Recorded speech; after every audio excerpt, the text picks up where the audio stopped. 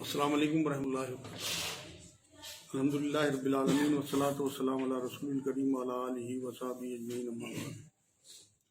اعوذ باللہ من الشیطان الرجیم، بسم اللہ الرحمن الرحیم۔ پچھلے ہفتے ہم نے نماز کو آسان کرنے کے لیے کچھ بات کی تھی، انشاءاللہ لوگوں کو فائدہ ہوا وہ، اور میں دعا بھی یہی کرتا ہوں کہ آج بھی ہم جو بات کریں اس سے لوگوں کے دلوں تک بات پہنچے، جو بھی اللہ کی طرف سے حق ہو وہ بات میرے منہ سے نکلے اور لوگوں کو فائدہ پہنچے۔ کوئی بات ایسی نہ نکلے اللہ کرے جس سے نقصان ہو، اور ایسی بھی نہ پہنچے کہ فائدہ نہ ہو، میرے اپنے لیے بھی عمل کے قابل ہو اور آپ لوگوں کے لیے بھی آسانی ہو زندگی میں، کیونکہ حضور کی حدیث پاک یہ ہے، آسانیاں بانٹو، لوگوں کو فکر مند نہ کرو۔ اور مائی عائشہ بھی یہ فرماتی ہیں کہ جب مشکل اور آسان میں سے کچھ چننا ہوتا تھا تو حضور صلی اللہ علیہ وسلم آسان کو چن لیا کرتے تھے۔ تو یہ ہم اسی سنت پہ چل رہے ہیں کہ لوگوں کے لیے نماز اتنی آسان کر دیں کہ لوگ نماز سے کٹنے والے نہ بنے بلکہ جڑنے والے بنے۔ پچھلے ہفتے میں نے آپ کو بتا دیا تھا کہ نماز کی رکعت فرضوں کا حساب ہوگا، سنت اگر آپ چھوڑ بھی دو گے تو کوئی گناہ نہیں، پڑھو گے تو انشاءاللہ بہت ثواب ہوگا۔ نمازیں ملا کے پڑھنے کا سفر میں بھی، اور اپنے مقام پہ بھی اگر آپ مقیم ہو تو وہاں بھی ملا کے پڑھ سکتے ہو۔ یہ ساری چیزیں پچھلے درس میں آئی تھی اور وہ آپ لوگوں نے یوٹیوب پہ بھی سن سکتے ہو کہ اس پہ پڑھی ہوئی ہیں ساری باتیں۔ آج جو میں شروعات کرنا چاہتا ہوں، کیونکہ اس میں ایک آیت آئی ہے ہفتے کے دن کے معاملے میں، تو میں نے بیچ میں آپ کو بتایا کہ اس امت کے لیے 1 گھنٹہ اللہ رب العزت نے دیا ہے، جمعہ کا کہ اذان سے لے کے اور نماز تک آپ خرید و فروخت بند کر دیں۔ تو پہلے میں جمعے کے حوالے سے کچھ چیزیں کروں گا بات آپ سے، کیونکہ پوری صورت اللہ رب العزت نے جمعے کے حوالے سے اتاری ہے قرآن میں۔ نماز تو اللہ رب العزت نے اپنے رسول کو تحفہ دیا تھا 5 نمازیں معراج کی رات میں، لیکن جمعے کی نماز اور زیادہ اہمیت کی حامل ہے کیونکہ اس کا ذکر قرآن میں آیا، اللہ رب العزت نے حکم دیا، اور اس میں یہ بات بھی ہے کہ 1 گھنٹہ آپ کا جو ہے وہ دوڑو، لب کو اذان ہوتے ہی مسجدوں کی طرف، اور اس کے بعد نماز کے بعد اپنا فضل تلاش کرو، مطلب پھر روزی کی طرف۔ تو 1 گھنٹہ اگر آپ یہ طے کر لیں گے کہ ہم نے انشاءاللہ تعالیٰ یہ نماز کو دینا ہے جمعے کی، اور بہت اہمیت کے ساتھ آگے بڑھنا ہے اس میں، بہت اجر ملے گا۔ جمعہ جو ہے وہ ایک ایسی اجتماعی نماز ہے جو ہفتہ واری ایک مجمع اکٹھا ہوتا ہے مسلمانوں کا، جس میں جو سیاسی مجمع سمجھتا ہوں میں تو، اب تو ہمارے یہاں اصل میں روایت ہی ہو گئی نا صرف، کہ امام جو ہیں وہ عربی میں خطبہ دیتے ہیں، انہیں خود نہیں پتہ ہوتا ہم کیا کہہ رہے ہیں کیا پڑھ رہے ہیں، بس وہ کتابیں اٹھا کے انہوں نے پڑھنا ہوتا ہے، ترجمہ پتہ نہیں ہوتا۔ اصل میں تو حالات حاضرہ پہ خطبہ ہونا چاہیے، خطبہ کہتے ہیں خطاب کو، تو جو آپ کی زبان ہو اس میں جو آپ کی سمجھ میں آنا ہو۔ ہمارے ہاں تو المیہ یہ ہے کہ جو بہت سارے امام حضرات جو ہیں وہ اردو میں خطبہ دیتے بھی ہیں، اس کے بعد پھر اذان ہوتی ہے خطبے کی، اور پھر عربی میں تھوڑا سا خطبہ دیا جاتا ہے۔ تو لوگوں کا مائنڈ یہ بنا ہوا ہے کہ خطبہ ہے ہی عربی والا، اصل میں تو خطاب وہ ہے جو وہ پہلے کر رہے ہیں، اور اسے بھی حالات حاضرہ پہ انہیں کرنا چاہیے کہ جو آج کے حالات ہیں اس پہ بات کرنی چاہیے۔ لیکن کیونکہ دماغ ایسا بنایا ہوا ہے، اس طرح سے ہمیں ٹیپ ریکارڈر کی طرح فکس کر دیا سارا کچھ ہمارے دماغوں میں، کہ ہمیں تمیز ہی نہیں ہے کہ خطبہ ہے کیا۔ حضور صلی اللہ علیہ وسلم جس طرح سے خطبہ دیا کرتے تھے، یا عرب میں آج بھی جس طرح سے حالات حاضرہ پہ خطبہ ہوتا ہے، وہ روح ہی نکل گئی خطبے کی۔ اہل حدیث حضرات میں جماعت اسلامی والے آج بھی اس پہ قائم ہیں الحمدللہ، کہ وہ اس طرح سے خطبے دیتے ہیں کہ جو حالات حاضر پہ، حالانکہ تھوڑی بہت بعد میں وہ عربی میں بھی لوگوں کی تسلی کے لیے بات کر دیتے ہیں، لیکن کیونکہ عربی ہماری زبان ہے، ہمیں نہیں آتی، سیکھنی چاہیے، اللہ رسول کی زبان ہے، لیکن نہیں آتی تو کم سے کم ہمیں اردو میں سارا کچھ، یا انگلش میں یا ہندی میں، جس علاقے میں ہم رہتے ہوں اس علاقے کے حساب سے ہمیں خطبہ ہونا چاہیے۔ تو جمعے کا جو معاملہ یہ ہے کہ اسے میں بہت آسان آج آپ کے لیے کر دوں۔ لوگوں نے جس علاقے میں ہم رہتے ہیں حنفی حضرات کے علاقے میں، اس میں ہمیں بتا دیا گیا کہ اس طرح سے بہت ساری سنتیں، بہت ساری سنت موقدہ، کیا کیا چیزیں اس میں بتا رکھی ہیں، آپ تصور نہیں کر سکتے۔ میں جمعے کی آسان ترین آپ کو سنتیں بتا رہا ہوں آج، آپ اپنی گرہ میں باندھ لو۔ ویسے آپ خطبے سے جتنا مرضی پہلے پہنچو اور 2 کر کے سینکڑوں نفل پڑھ سکتے ہو، آپ کو اجازت ہے جتنے مرضی نفل پڑھیں، لیکن جو ضروری نفل ہیں، جنہیں میں کہتا ہوں کہ 2 اصطلاحات ہیں، فرض اور نفل، جو حضور نے کیا وہ سنت بن گئی، وہ میرے نزدیک 6 ہیں احادیث کے حساب سے، 2 پہلے فرضوں سے اور 4 بعد میں۔ یہاں تک ہوا ہے کہ حضور صلی اللہ علیہ وسلم خطبہ دے رہے ہیں، ایک صحابی انٹر ہوئے مسجد میں، ابھی وہ انٹر ہوئے تھے، حضور نے پوچھا تم نے تحیۃ المسجد پڑھی؟ انہوں نے کہا نہیں، تو پڑھو، خطبے کے بیچ میں۔ تو آپ لوگوں کی پرواہ نہ کرنا، آپ اللہ اس کے رسول کی پرواہ کرنا. کبھی اگر آپ لیٹ ہو جاؤ، ویسے تو لیٹ نہیں ہونا چاہیے کیونکہ اس کے سرے پہ بھی حدیث کھڑی ہے کہ جو جتنی پہلے پہنچے گا اسے اسی طرح صدقے کا حساب ہے. اونٹ کا صدقہ، گائے کا صدقہ، بکری کا صدقہ، مرغے کا صدقہ، انڈے کا صدقہ، وہ پوری حدیث ہے، وہ سب لوگوں نے سنی ہوئی ہوگی. جو جتنی پہلے پہنچے گا اسے ویسے ہی اجر ملے گا. لیکن اگر آپ خدا نہ خواستہ کسی دن لیٹ ہو جائیں تو ضرور تحیۃ المسجد تو 2 نفل پڑھ ہی دیا کریں. یہ حکم ہے حضور کا. اور اس کے بعد خطبہ، اور خطبے کے بعد 2 فرض. دیکھیں آپ کو اذان سے پہلے پہنچنا ہے جو خطبے کی اذان ہوتی ہے، کیونکہ اس کے بعد چیپٹر بند کر دیا جاتا ہے. فرشتے جو نام لکھ رہے ہوتے ہیں اور وہ خطبہ سننے بیٹھ جاتے ہیں. تو اس لیے آپ کوشش یہ کریں کہ جمعے کے دن اہتمام کریں. جس طرح حضور صلی اللہ علیہ وسلم نے بتایا وہ ساری چیزیں احادیث میں آپ نے بہت سنی ہوں گی مسجدوں میں. میں شارٹ کر کے بات کر رہا، خوشبو لگا کے، غسل کر کے، دھلے ہوئے کپڑے پہن کے یا نئے کپڑے، جیسی بھی آپ کی حیثیت ہو، عید کی طرح سے اسے سیلیبریٹ کریں اور جلدی جلدی مسجد پہنچیں اس دن. اور اس دن اہتمام کریں خاص طور سے جمعے کی نماز کا، اس سے آپ کا اجر بڑھ جائے گا. اور وہاں پہنچنے کے بعد 2 نفل، اس کے بعد خطبہ سنیں غور سے. اگر آپ کی زبان میں نہیں بھی آ رہا تب بھی آپ صرف اس وجہ سے کہ سنت ہے آپ بیٹھے رہیں خاموشی سے، بولنا نہیں ہے خطبے کے بیچ میں. ایک لمحہ ایسا ہوتا ہے اس بیچ میں، حدیث سے ثابت ہے کہ جو دعاؤں کی قبولیت کا ہوتا ہے، تو وہ آپ ضرور کوشش کریں کہ 2 خطبوں کے بیچ میں جو لمحہ ہے اس میں آپ ضرور کوئی نہ کوئی ایسی دعا کیا کریں. ہاتھ نہ اٹھائیں، جائے دل میں دعا، اللہ تو دلوں کا حال بھی جانتے ہیں، لیکن دعا ضرور کیا کریں. کوئی لمحہ ایسا ہے قبولیت کا، اپنی مغفرت کی دعا کر دیں. اللہ نے اگر آپ کی مغفرت کر دی تو آپ کو کامیابی حاصل ہو گئی انشاءاللہ. اس کے بعد پھر آپ سلام پھیرنے کے بعد جو ہے وہ تسبیح فاطمہ ضرور پڑھا کریں. 34 بار اللہ اکبر، 33 بار سبحان اللہ، 33 بار الحمدللہ. بخاری شریف کی حدیث ہے. اس سے آپ کو انشاءاللہ بہت اجر ملے گا. ہر نماز میں باندھ لیں تو آپ جب بھی، اگر بہت جلدی ہو تو بات الگ ہے، چلتے پھرتے پڑھ دیں، لیکن مسجد میں بیٹھ کے یہ ضرور پڑھیں. دیکھیں اس طرح لمبی چوڑی دعائیں، اجتماعی دعاؤں کا کہیں کوئی ثبوت نہیں ہے، کوئی حرج نہیں ہے، منع نہیں ہے. لیکن میں کہتا ہوں کہ ان کا ثبوت ہے، جن چیزوں کا ثبوت ہے اسے فالو کریں. انہیں دانتوں سے پکڑیں جنہیں حضور صلی اللہ علیہ وسلم حکم دے کے گئے. انہیں تو ہم کرتے نہیں، ہم نے اپنی مرضی کی چیزیں بنا لی. اس لیے آپ لوگ ان چیزوں کو پکڑو جو چیزیں حضور صلی اللہ علیہ وسلم سے ثابت ہیں. اس کے بعد 2 کر کے حضور صلی اللہ علیہ وسلم 2 نفل پڑھتے تھے جمعے کے دن مسجد میں. اور اگر جلدی ہو تو 2 مسجد میں پڑھتے تھے، 2 گھر جا کے پڑھتے تھے. تو اگر آپ کو جلدی ہو تو آپ 2 نفل گھر جا کے پڑھیں، 2 وہاں پڑھ لیں مسجد میں. یہ حضور صلی اللہ علیہ وسلم کی ٹوٹل نماز تھی جمعے کی. 2 تحیۃ المسجد، 2 فرض اور 4 سنتیں 2 کر کے بعد، یہ ٹوٹل 8 رکعت. یہ ہے اصل نماز جمعے کی. باقی ہم نے سب جوڑا ہوا ہے، سنت موقدہ یا سنت یہ جو 12 24 اور کتنی رکعتیں بتاتے ہیں، یہ آپ پڑھو، چاہے 200 رکعت پڑھو، منع نہیں ہے، لیکن نفلی نہیں ہے. اس کا اجر بھی آپ کو بہت ملے گا. جمعے کا دن ہے، عید کا دن ہے، اللہ رب العزت کے یہاں قبولیت کا دن ہے. تو یہ جمعے کے اہتمام سے میں نے انشاءاللہ کسی دن پورا پروگرام کریں گے. یہ میں آج نمازوں کے حوالے سے کچھ چیزیں آپ کو دے رہا. ایک اور چیز ہے ہمارے ہاں مسح جرابوں کا، اس پہ میں اور بات کرنا چاہتا ہوں آپ لوگوں سے، کیونکہ ہمارے ہاں وہ جو حدیث ہے کہ حضور صلی اللہ علیہ وسلم نے جرابوں پہ مسح کرنے کی اجازت دی ہے، وہ اس حدیث میں بریکٹ میں چمڑا جوڑ دیا گیا. آپ حدیث نکال کے پڑھ لو، بخاری مسلم دونوں میں ہے. چمڑا کہیں لفظ نہیں ہے، جرابوں پہ مسح کرنے کا حکم ہے.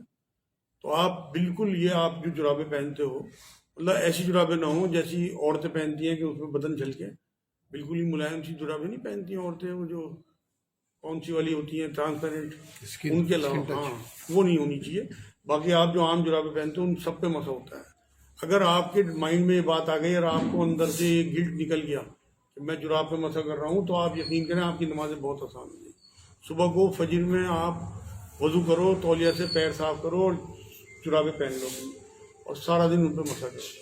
حضور نے حدیث میں بات فرمائی کہ مقیم کے لیے 24 گھنٹے، 1 دن مطلب، اور جو مسافر ہو اس کے لیے 48 گھنٹے. تو آپ باہر اگر گئے ہوئے ہیں تو آپ 2 دن تک کر سکتے ہیں. ادروائز آپ اگر مقیم ہیں تو آپ 5 نمازیں تو اس میں فرسٹ کلاس اسی مسئلے سے. بہترین طریقہ ہے صبح کو آپ نے جرابیں پہن لی اور رات تک آپ نے مسح کیا، عشاء کے بعد اتاری اور سو گئے، کیونکہ جرابیں پہن کے سونا نہیں چاہیے، کوئی مجبوری نہ ہو. اور اس کے بعد جو ہے وہ صبح کو پھر پہن لی. تو آپ کے پیر بھی گرم رہیں گے. سردیوں میں دوبارہ سے پیر دھونا، بار بار پیر دھونا وضو کے بہت مشکل کام ہے. پانی اتنا ٹھنڈا ہوتا ہے، پیروں کو گرم کرنا سب سے زیادہ مشکل کام ہے. میں اور ایک طریقہ بتا دوں آپ کو کہ پیروں کو گرم کرنے کا. جو لوگ حیثیت نہیں رکھتے بوتلیں خریدنے کی گرم پانی کی وجہ، تو آپ کولڈ ڈرنک کی بوتلیں، بڑی بڑی بوتلیں جو خالی ہوتی ہیں کوڑے پہ ہی مل جاتی ہیں، انہیں اگر آپ پاک کر کے ان میں گرم پانی بھر لو گے، چولہے پہ گرم کر کے انہیں بستر میں رکھ لو، ان سے بہت جلدی پیر گرم ہو جاتے ہیں. یہ میں نے ایک آسان طریقہ آپ کے لیے بتا دیا سردیوں کے لیے. دوسری بات یہ ہے کہ تیمم کا بھی قرآن میں نے بتایا تھا کہ اللہ نے حکم دیا ہے کہ تیمم کی جو آیتیں آئی ہیں اس میں کہ اگر آپ سفر میں ہو یا قضاء حاجت سے آئے، پانی نہیں مل رہا، تو آپ تیمم کر سکتے ہو. کہیں آپ پھنسے ہو تو آپ تیمم کر سکتے. کوئی بیمار ہو، ضعیف ہو، وہ بھی تیمم کر سکتا ہے. ہینٹ اپنی منگا کے رکھیں، یا سفر میں چھوٹا سا ڈلا بھی آپ مٹی کا رکھ لیں گے نا اپنے بیگ میں، تو وہ کافی ہے آپ کے لیے. اور نہیں ملتا تو دھول سے بھی آپ کا ہو جائے گا انشاءاللہ تعالیٰ، کیونکہ اللہ تک نیتیں پہنچتی ہیں. ورنہ مٹی تو اور گندہ کرتی ہے. لیکن ہم نے اپنی عقل نہیں چلانی، ہم نے حضور کا حکم دیکھنا، اس رخصت سے فائدہ اٹھانا. رخصت نعمت ہیں جو اللہ کے رسول ہمیں دیکھے گئے ہیں، ان سے فائدہ اٹھانا، آسانیاں زندگی میں اپنی اور لوگوں کی زندگی میں آسانیاں پیدا کرنی. یہ مسے والا جو معاملہ ہے اسے آپ اپنی زندگی میں اپلائی کریں. اپنی عورتوں کو بھی بتائیں، وہ بھی سارا دن کام میں لگی رہتی ہیں اور پیر دھونا آسان نہیں ہوتا. لوگوں کو میں نے دیکھا بار بار جرابیں اتاریں گے، پیر دھوئیں گے، ٹھنڈ میں سکڑتے رہیں گے. جب اللہ کے رسول صلی اللہ علیہ وسلم ایک سہولیت دے کے گئے ہمیں، تو ہمیں کیا ضرورت ہے؟ آپ دیکھیں جتنی بھی نعمتیں ہیں، جتنی بھی رحمتیں ہیں، جتنی بھی برکتیں ہیں، وہ بہت سستی ہیں. آپ چاہے پانی کو لے لو، چاہے ہوا کو لے لو، زیادہ تر فری ہی ہیں. کیسے ہو جائے گا کہ ایک نبی اپنے امتیوں کو اتنی بھاری بھرکم چیز دے کے جائے جو ایک رکشہ والا، ایک مزدور 300 روپے کی جرابیں خرید ہی نہ سکے ساری میں؟ پیسے والوں کے لیے تھوڑی ہے یہ چمڑے کی جراب کے بنا مسا ہی نہیں ہوگا. پھر تو معاذ اللہ تو نا انصافی ہوگی کہ جو غریب مزدور ہیں بیچارے جو خرید ہی نہیں سکتے، ان کی مزدوری 300 روپے، ایک دن کی دہاڑی کس طرح سے وہ دے دے گا جرابوں میں؟ تو یہ ساری سہولیتیں ہمیں اللہ کے رسول دے کے گئے. تو ایک تو جرابوں کی، ایک یہ جو سفر میں دوری کا معاملہ ہے اس کے بارے میں بھی وضاحت سمجھ لیں آپ. حضور صلی اللہ علیہ وسلم نے 3 میل نکلنے کے بعد مدینے سے سفر کی نماز پڑھی. یہ جو ہمارے 48 میل کا اور اس کا چکر ہے نا، یہ پتہ نہیں کیا معاملہ ہے، میری سمجھ میں نہیں آتا کہاں سے ہوں گی کوئی حدیث اس بارے میں. مگر ہم نے پھر میں نے جو شروع میں کہی، ماں عائشہ فرماتی ہیں مشکل اور آسان میں سے آسان کو چن لیں. آپ جو آپ کے سامنے 2 معاملے آئے، 2 حدیثیں آئیں، ایک میں نے یہ بتائی آپ کو، ایک آپ نے 48 میل کی سنی ہوئی ہو، آپ کو جو آسان لگے اسے لے لو. سفر میں نماز آدھی ہو جاتی ہے، آسان ہو جاتی ہے. ملا کے پڑھ سکتے ہو، آپ آدھی پڑھ سکتے ہو. کوئی سنت حضور نے نہیں پڑھی، کسی صحابی نے نہیں پڑھی. یہ وہ ساری چیزیں ہیں کہ جس کو جو ثبوت چاہیے میں دے دوں گا. تو اس لیے اپنی نمازوں کو آسان کرو. لوگوں کو بتاؤ کہ کتنا بڑا گناہ ہے ایک نماز جان بوجھ کے چھوڑنا. قرآن میں سورہ روم 31 نمبر آیت میں، سورہ روم ہے 30 نمبر سورہ، آپ جا کے آج ہی پڑھنا. اللہ رب العزت نے رونگٹے کھڑے کرنے والی بات کہی، اے لوگو اللہ سے ڈرو، اللہ کا تقویٰ اختیار کرو اور اپنی نمازوں کو قائم کرو، دیکھو تم مشرکوں میں سے نہ ہو جانا. سیدھا مفہوم اس آیت کا نکلتا ہے. کوئی اس میں تروڑ مروڑ نہیں، کوئی زیادہ تفسیر کی ضرورت نہیں کہ جو نماز چھوڑیں گے وہ مشرکوں میں گنے جائیں گے اللہ کی نظر. حدیث پاک میں تو کافر کہا، قرآن کی اس آیت میں دوبارہ نوٹ کر لیں حوالہ سورہ روم 31 نمبر آیت. تو ایسا نہ ہو خدا نہ خواستہ کہ آپ ترک نماز ہو کے مشرکوں میں گنے جائیں گے. ایک اور طرف میں دھیان دلانا چاہتا ہوں کہ مسجدوں میں پہنچنے کے بعد دیکھو، سب سے پہلے تو مسجدوں کی حرمت، وہ میں انشاءاللہ اگلے کسی ایک پروگرام میں بتاؤں گا، پورا پروگرام کریں گے اس میں.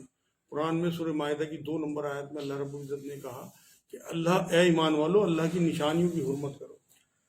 اللہ کی نشانیوں میں اللہ کے گھر بھی ہیں، مسجد اللہ کی نشانی ہیں. شاعر اللہ کہا قرآن نے انہیں، جیسے صفا مروہ کو کہا. قرآن شاعر اللہ ہے، مسجد شاعر اللہ ہے، اللہ والے شاعر اللہ ہے. ان کی حرمت کرنے کا حکم ہے. تو مسجدوں میں آپ بے انتہا ادب اور احترام سے جایا کریں. باہر سے ہی میں دیکھتا ہوں کافروں کو، بہت سارے آج بھی، یہ مشرک اور کافر ہیں الگ ہے، لیکن مسجدوں کے آگے سر جھکا کے نکلتا ہے. اور ہم کھانسیں گے، چھینکیں گے، جمبائیے لیں گے، مطلب چھینکے ڈکارے ایک کام نہیں کرتے وہاں. کیسی بے حرمتی مسجدوں کی کرتے ہیں. وضو خانے میں سے ایسی ایسی بلغم کی آواز آتی ہیں کہ گھن آتی ہے جاتی ہے. وضو خانے اور پیشاب گھر بالکل دروازے پہ لگا دیں. رحمت کا فرشتہ کہاں سے آئے گا؟ آپ نے بدبو، حضور سے فرمایا گیا پیاز اور لہسن کھا کے ہماری مسجدوں میں نہ ہو، بیڑی سگریٹ پی کے نماز میں جانے کا حکم نہیں ہے، شراب پی کے مسجدوں میں جانے کا حکم نہیں تھا، بعد میں پوری حرمت آئی۔ تو جس نبی کو پیاز کی اور لہسن کی بدبو بھی برداشت نہ ہو اور لوگوں کے لیے حکم یہ دیا کہ یہ چیزیں کھا کے مسجدوں میں نہ ہو، آپ نے ان کے دروازوں پہ پیشاب گھر بنا دی۔ خیر اب آپ تو مجبور ہو، وہ تو آپ کے اختیار میں نہیں ہے معاملہ، لیکن آپ کے اختیار میں یہ ہے کہ آپ کو اگر ڈکار آئے، چھینک آئے یا کھانسی آئے تو آپ منہ پہ ہاتھ رکھ لیا کرو، جو نبی اکرم صلی اللہ علیہ وسلم کا طریقہ ہے۔ تو یہ مسجدوں کے حوالے سے انشاءاللہ پورا پروگرام کریں گے اسی سیریز میں۔ دوسری بات یہ ہے کہ میں نے اکثر دیکھا کہ فجر میں پہنچنے کے بعد لوگ نمازیں پڑھتے رہتے ہیں پیچھے، سنت ہے، عذاب ہے، گناہ ہے بہت بڑا۔ قرآن میں اللہ رب العزت نے سورہ اعراف 204 نمبر آیت میں بات فرمائی کہ لوگوں جب قرآن پڑھا جائے تو خاموش رہو اور غور سے سنو تاکہ تم پہ رحمت ہو۔ آپ حوالہ میں دے رہا، آپ چیک کر لیں۔ تو جو لوگ پیچھے سنتیں پڑھ رہے ہیں اور آگے امام صاحب تلاوت کر رہے ہیں، وہ اس آیت کی مذاق اڑا رہے ہیں، حکم عدولی کر رہے ہیں۔ حکم یہ ہے، حضور صلی اللہ علیہ وسلم نے بات فرمائی کہ جب فرض نماز کی اقامت کہی جائے تو اس کے بعد کوئی نماز نہیں ہے۔ اگر آپ سنتیں پڑھ بھی رہے وہیں سلام بھیج دو، جہاں ہو، پوری نہیں کرنی۔ فرض نماز کی اقامت کے بعد کوئی نماز نہیں، اور ادھر آیت کھڑی وہ سورہ اعراف 204 کہ جب قرآن پڑھا جائے تو خاموش رہو، غور سے سنو تاکہ تم پہ رحمت ہو۔ اسے پلٹ لو آیت کو آپ، جب قرآن پڑھا جائے اگر تم نے غور سے نہ سنے اور تم خاموش نہ رہے تو تم پہ زحمت ہوگی، عذاب ہوگا۔ اب جو نماز جلد بازی کی ہے ہی نہیں، جب دیکھا کہ امام صاحب کھڑے ہوتے ہیں کھٹاپٹ زبان سے قرآن کہہ رہا ترتیل سے پڑھو قرآن کو، اور وہاں انہوں نے پیل کے رکھ دیا قرآن، جلدی سے اپنی وہ پوری کرنی ہے اس میں۔ ارے بھائی کیا مصیبت آ گئی؟ یہ نماز ہے، اللہ کا حکم ہے، اسے پورا کرنا تم نے۔ کس طرح سے جلد بازی کی نمازیں، ایسی وعیدیں آئی ہیں قرآن میں جلد بازی کی نمازوں کی۔ انشاءاللہ کوئی پروگرام اگلے ہفتے میں اس بارے میں کریں گے کہ کاہلی کی ہے جلد بازی کی نمازوں کا حشر کیا ہونے والا ہے۔ فی الحال تو آپ اپنے گھر والوں کو، اپنے معاشرے والوں کو، اپنے محلے والوں کو نماز سے اس طرح سے جوڑو جو حضور صلی اللہ علیہ وسلم کا طریقہ تھا۔ ایک واقعہ تو یہ ملتا ہے کہ ایک صحابی نے آگے کہا کہ میں شروع میں جب وہ آئے ایمان میں کہ میں 3 پڑھوں گا، حضور نے جاتے، لیکن انہوں نے پڑھی نہیں، حالانکہ 5 پہ آ گئے ہو۔ تو آپ فی الحال لوگوں سے تو کہو کہ بھائی تم شروعات تو کرو، فرض پڑھ لو، گھر پہ پڑھ لو، بیٹھ کے پڑھ لو، بے دلی پڑھ لو، شروع کر دو۔ جب انشاءاللہ تعالیٰ وہ شروع کریں گے تو نماز اپنے آپ انہیں پکڑ لے گی، اللہ نے چاہا۔ دیکھیں جی، ایک جملہ میں نے کہیں پڑھا تھا، 40 دن لوگ اگر نماز کو باقاعدہ جمع مطلب وقت پہ نہ چھوڑیں تو انشاءاللہ اس کے بعد نماز انہیں نہیں چھوڑے گی۔ اگر 40 دن وہ نماز کو نہ چھوڑیں، 5 وقت کی نماز ٹائم ہے، کیونکہ مقررہ وقتوں پہ نماز پڑھ جائے۔ میں نے بتا دیا تھا قضا کا کوئی تصور نہیں ہے، نہ قضاء عمری کا اسلام میں، نہ قضا کا، یہ سب لوگوں نے اپنا آپ بنا رکھا۔ حضور نے کبھی قضاء عمری نہیں پڑھی، صحابہ نے کبھی قضاء عمری نہیں پڑھی۔ اور ایک اور طرف اشارہ میں کروں کہ آپ کوشش یہ کرا کرو کہ وضو جو ہے وہ گھر سے بنا کے جایا کرو۔ کسی کی مجبوری ہو بازار میں تو بات الگ ہے، ورنہ کوشش یہ کرو کہ گھر سے بنا کے جاؤ، یہ سنت ہے۔